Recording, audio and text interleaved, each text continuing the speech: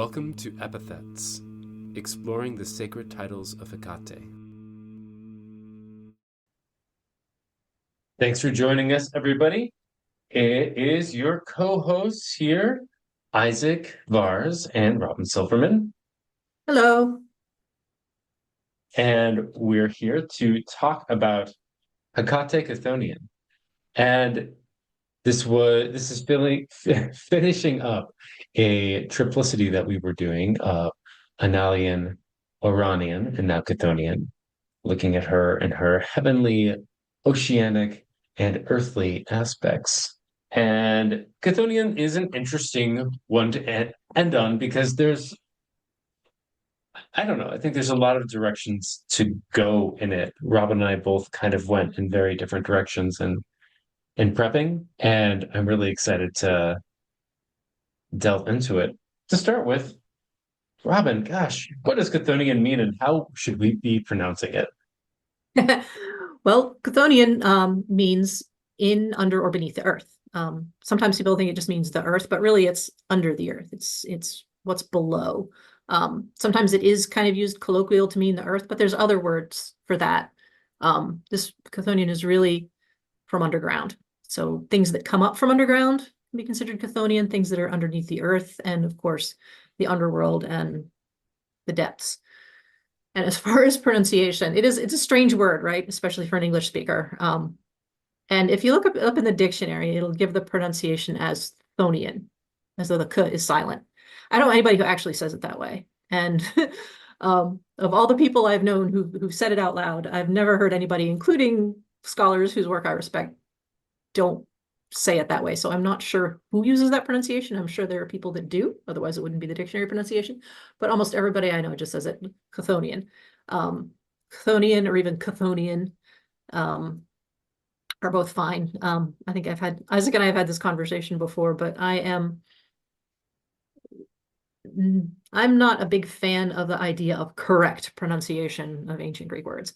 Everybody wants to know the right way to pronounce things. And I think as long as you're doing your best and you're giving it a good faith try, you're saying it right. Because however we end up saying it is probably not quite the way the ancient Greeks would have talked anyway.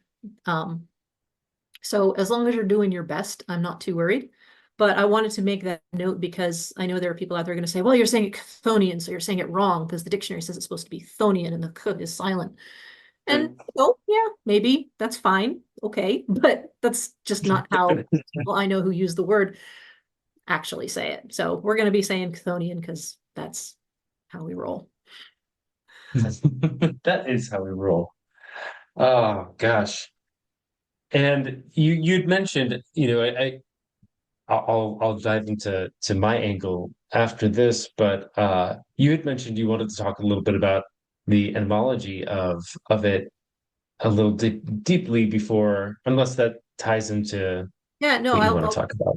I will go ahead and talk about that a little bit now. Usually I'm not really that interested in talking about etymology in this kind of context because I think while it can be interesting as a way of studying a word, what a word means now is what a word means now and isn't necessarily that related. But I just found this etymological note on it I thought was really interesting, having to do with the Proto-Indo-European root word, which I'm not even sure I'm going to try to pronounce, but it's something like dagom.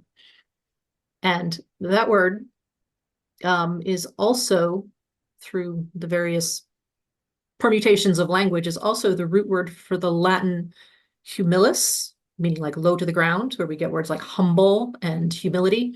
But it's also where we get the word human and humanity, one who is on the earth. A human being is one who is on the earth and one who is made. So there's this idea that we're made from earth, right? It's really similar to the idea of, in the Hebrew, the Adam. Adam is the first human. Also, Adam also means earth or soil or the ground. So there's this whole idea of humanity is made of the earth. We are made of this chthonic material. We come from under the ground. And I really love that as a perspective on this whole concept, is that, this is what we're made of. This is who we are. We are the earth. I love that. I love that connection there. Uh, so I've been sitting a bit with a few things. The line, so we've been talking a lot about the theogony. This is where what we're really referencing when we're talking about her and her rulership over the sky, the sea, and the land. And I'm going to reread a little bit, and we've talked a little bit about this. I think you had mentioned this, like, what do they mean by this? In an earlier episode. She is good in the byre with Hermes to increase the stock, the droves of kine and wide herds of goats and flocks of fleecy sheep. If she will, she increases from a few or makes many to be less. So be on her good side, or else you won't have a lot of sheep. Or not just her, but also Hermes. And I've been kind of sitting with the relationship of Hecate and Hermes for a little bit. A friend who listens, hi Maria Neal, if you're listening, she had mentioned that she was kind of thinking about the relationship as well. In the previous episode, we were talking about Hecate being the door, being the liminal one, being the in between. And she and I were, in passing, talking really quick. And she gave me this interesting idea. If Hecate is the door, then Hermes is the hinge, Hmm. which it's a fun metaphor to play around with. And then I started getting, well, would I make him the hinge or what? Anyway, you're getting like extra picky. But I see how she's talking about these two very liminal deities being kind of hand in hand. And as we're talking about her and her rulership of the land, or specifically in because we talk in her rulership of the sea, it's all about catching fish. And I don't remember what we get from her working with her as queen of the heavens, queen of the sky. I'd have to go back, and I'm not gonna. I'm skimming and I'm not seeing it. That's all right. But if she is hand in hand working with Poseidon to do the really practical thing of bring fish to us, there's this her working in her rulership of land to bring animals to us. And it's really interesting to, I don't know. So Hermes is also referred to by this epithet. We had mentioned that Hecate, if we're looking at the Orphic hymns, you, we know that Hecate is the first hymn. She's kind of the entrance into it, hence the door, right? She's the entrance into the magic of the Orphic hymns. Hermes, though, there's a few deities, not a lot, but there's a few deities that get double mentions. Zeus is one of them as well, but Hermes is another one. He is both hymn 28 for Hermes, which is really lovely, and you should look it up. But also, he has a second hymn, and I'm turning to it right now. It's for Chthonic Hermes, which is also really interesting because if you read it, it's talking about his relationship to Persephone as a guide. This is where they start mentioning Hermes as the guide of a Persephone back and forth, and his connection to the underworld and doing kind of the same role that we have Hecate in. And I don't know, that's really interesting for me. I know that this is that this is more speculation and kind of grasping at connections, but there's something here. And it's interesting that it's just an interesting connection. I know that we connect Hermes and Hecate a lot.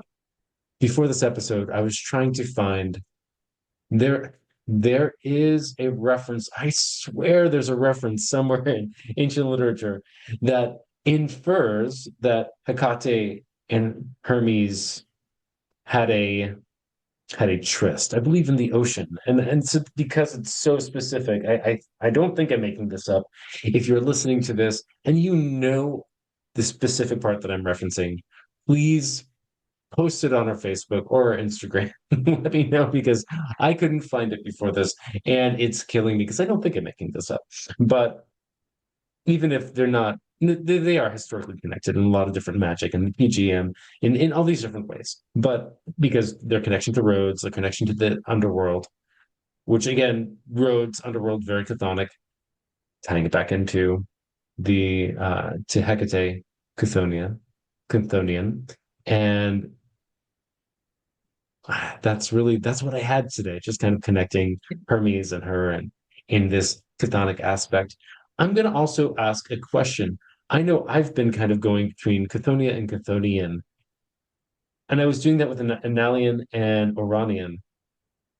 Robin, off the top of your head, and I'm sorry to spring this on you. If you don't know this off the top of your head, that's all right. What is the difference between something ending in alia versus alien? Well, that has to do with the case ending basically in Greek. It has to do with the grammatical ending in Greek. And for our purposes right now, it doesn't really matter. Like I don't need to get Okay, into the details of it, I especially agree. because doing it off the top of my head, I might get it wrong. But it has to do with Greek grammar, and Okay, for our purposes, it's not really relevant. You can go either way, and you're fine. okay, fantastic. Fantastic. I kind of thought so, but I wasn't really sure, and I didn't want to. I wanted to kind of clarify, and so Yeah, there we are. there we are. But that's But you were just yeah. saying about Hecate and Hermes. That actually, I always kind of thought that implication was there with that line from Theogony of, that they're good in the byre to increase the flock. I mean, that seems to kind of imply that they're up to something in the byre, right? Good for Like, I them. know that's not the only way to read that, but I always kind of thought there might be an implication there. You know, they're up to some kind of fertility shit in the barn. Sorry for my language there, but Oh no, I have to mark the podcast thing as saying we're explicit. No. Just as upset is fine. but yeah, they're up to something there in the barn that increases the flock. I feel like there's some kind of implication there. And again, we might be reading into that, but I don't know. I don't think it's a stretch.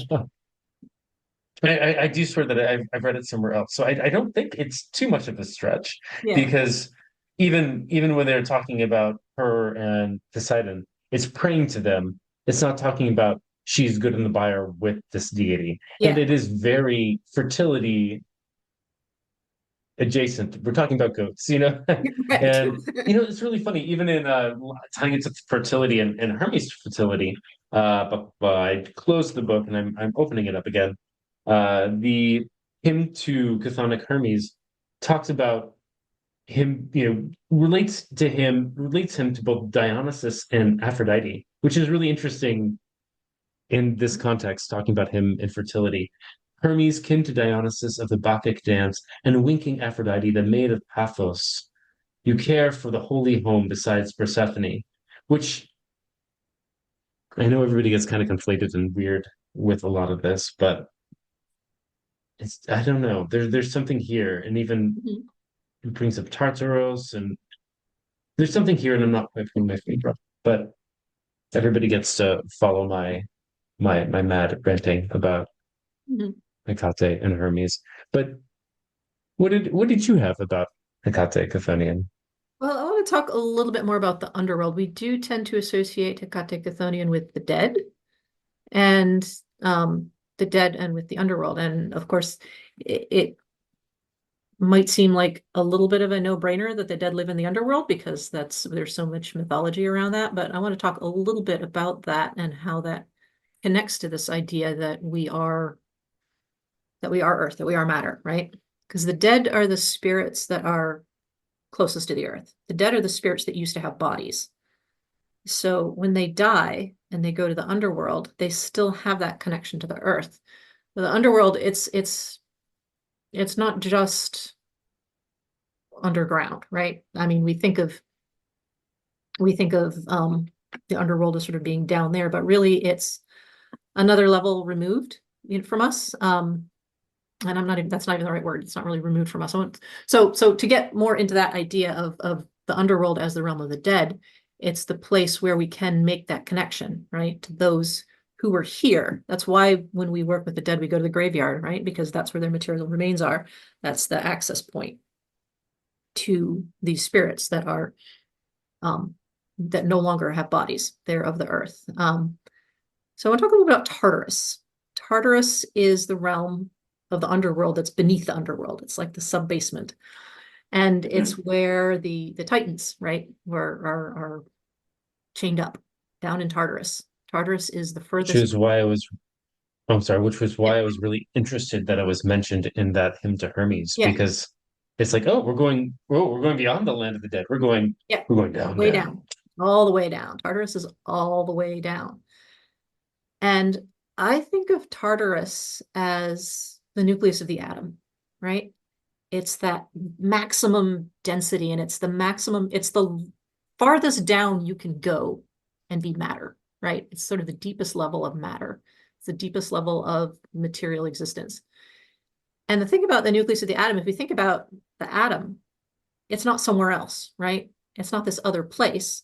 It's right here. You and I are made of it. Everything around us is made of it, right? It's all right here. So I feel like it really kind of helps to when you're thinking about chthonic things, when you're thinking about underworld things, to also have this understanding of physics, right? Of even just really basic science, because that is the study of the material. Physics is the study of the material realm, and we can really be informed by that through understanding these things. So understanding the idea of the nucleus of the atom as the furthest down you can go and the most dense, the deepest, and yet it's not anywhere else. It's not somewhere else. It's right here. So when we're going into matter, we're going into those depths. And this idea of these titans trapped, right, in the deepest depths of Tartarus. If you know Dante, right, the deepest hell in Dante is ice. Satan is frozen in the ice in the deepest part of hell. And Dante is an interesting study because while he was coming from this sort of Christian world and telling things through this Christian worldview, he really was a lot of what he was saying was not coming from Christian theology, but really coming from sort of mythological background. So for him to have the deepest depths of hell where Satan is trapped be ice, be solid, I kind of think of Tartarus as the same way. So if we can think of these other realms as being not different places, but different levels, right? Different levels of reality. We're all made out of earth, right? Just like that's why I wanted to talk about the etymology of the word, is that this is what we're made out of. This is who we are. And so when we talk about the dead in the underworld, um, these are spirits that still have this connection to the material existence that we all take part in. And it's kind of a vital part of being human, that we do have this material existence. It matters, right? That we're made out of earth. The element of earth it's real life. There's a reason why, there's a saying that I actually kind of love that's kind of come out of internet culture, where you're talking to somebody who's spent way too much online and you tell them to go touch grass, right? You got to go back outside. You got to go back to the real world. We spend a lot of us spend a lot of our time in fantasy worlds, and that we think are reality, because so many of us spend all of our time in front of screens. And the screen world is a fantasy world. It's not Earth, right? I mean, in some ways it is, because everything is. But in order to really understand truth and understand reality, you got to go outdoors. You got to go. And by outdoors, I don't even just mean like outdoors as in, outside of the house, because reality is, it's right there. It's under your feet. I hope I'm not getting like too far afield esoteric, but I feel like this really matters. This is important, that we connect with Earth. One of the things I hear people saying a lot is that they need to go out to the country to get back to nature. And the thing about nature is you don't get to leave. There's no going back to nature. I am every bit as close to nature here in the middle of the city as, you are in rural New England. And I get what people mean when they say that. There is absolutely value to being far away from things human beings have built, but you're not any closer or further to nature. You are nature. And we pretend that we forget about that. We pretend that's not the case, but it's the truth. And the idea of Earth is that reality matters, truth matters, right? Real life matters. And that's a thing if we forget it, we're in a lot of danger. And I think Hecate Chthonian is a wonderful reminder of that. And Mhm. working with her is I think a really important way to see more of that. A lot of us, I think, were raised in spiritualities that demonize Earth, that, Mm. even, um, even some, ancient spirit, like a lot of Neoplatonists would talk about the idea of that we live in these prisons of matter, right? That we're a spirit encased in this flesh prison. And I hear people talking about that still, about existence that way, as though, you know, Earth is something to escape from. But Hecate is not imprisoned anywhere. She's not imprisoned in matter. Earth is part of who she is. It's part of what she is. She's everywhere. So understanding and respecting Hecate Chthonian is an antidote to this idea that material existence is some kind of, lesser state than Mhm. a sort of high spiritual experience. Um, all states of being are sacred to Hecate, including the earth, including material manifestation. Oh, that just like leads right into the board with Forba, which is just, you know, I can't wait to get into her. Um, but yeah, that'll be a fun episode. Yeah, But yeah, I don't know. It's really interesting. One, to look at how much, how many different cultures relate the human body to Earth. yeah. And it makes sense. I mean, when we die, we kind of compost, we become Earth again. Our Mhm. bodies do the breakdown and we return from whence we came. All the minerals break down and become part of the soil. And that's why, one of the reasons why graveyard soil is used in a lot of different magic, because it's just that broken down, connecting us back to both this is sanctified ground and it connects us back to the spirits of the people who were buried there. But I really like looking at Chthonian as the most manifest, right? The Yeah. most imminent. I think that's one of the reasons why it can be she's so ready to be connected to Yeah. is that she's here. You don't have to call her down from somewhere lofty. You don't have to call her from farther. She is far away, but she's also here. Yeah. She breaking that either or. She's both far away, the far shooter Hecate, but also she is Chthonian. She's here, she's imminent, she's in this moment, and she is here in the mundane as much as the sacred, because we are sacred ourselves in our own existence. And we are just little sparks of her fire, sparks of her torch fire. But that right there is getting a little more esoteric and not necessarily, well, historical as far as we know. We have no idea Well, we're being esoteric. exactly how people, yeah. And we have no idea how people related to her and beyond what was been written.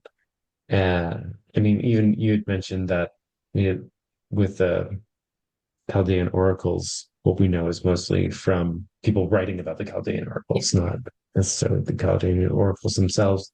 But yeah, I always think of it. I always think of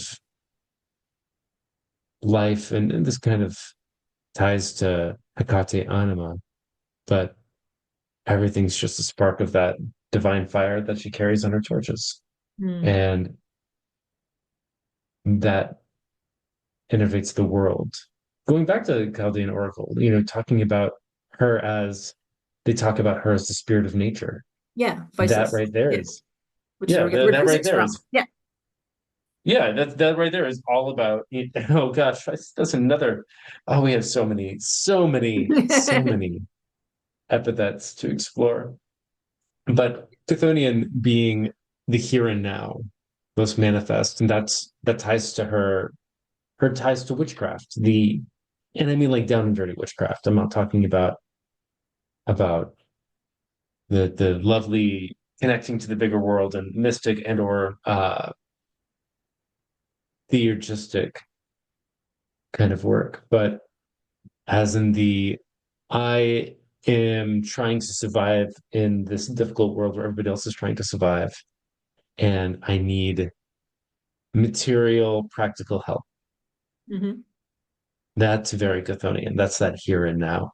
And I think that's kind of why people work with backing up a little bit. I know that a lot of people talk about if you're talking to people who work with angels, right? In kind of a Solomonic setting. I know that people who work with angels or and demons, they're all about the idea of like, who also are called chthonic spirits because they're related to more to the here and now, so they'll get stuff done. Versus angels kind of have this bigger view, and they're not going to necessarily help you pay your bills Hmm. because bigger plan. Taking it to a Hecatean point of view, she's both connected to that bigger again.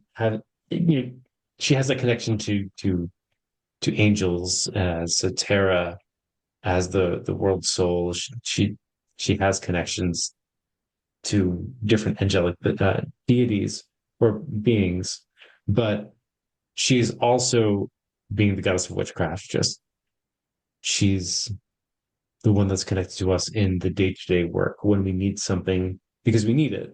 It's not a high and lofty goal. It's just we need to pay the bills. We need to stay safe. We we need these things to better live in this world. She kind of works on the lower levels of Maslow's hierarchy of needs. Yeah. I think that also relates back to the dead as well, because, when you work with the ancestors, the thing about the dead is they get it, right? They Mhm. know what it's like to be hungry. They know what it's like to, need to keep a roof over your head. They know what it's like to have to take care of children. They have that connection to, everyday life, like you said. So working with the dead, um, who are, you know, part of the underworld, working with the dead is a way of connecting with spirits who are going to care, particularly the ancestors. Mhm. The ancestors always want to see you do well. So it's a way of connecting to, yeah, these spirits that get it. Where, That mm, I actually want to throw in a little story there about because one of the things I'm also thinking about with this is, I was talking about sort of looking at things on the atomic level, and there's also this idea of geologic time, the way time gets really big. And I guess I wanted to tell a little story here about a time I did a meditation, a journey to go into the center of the earth because I was feeling very concerned.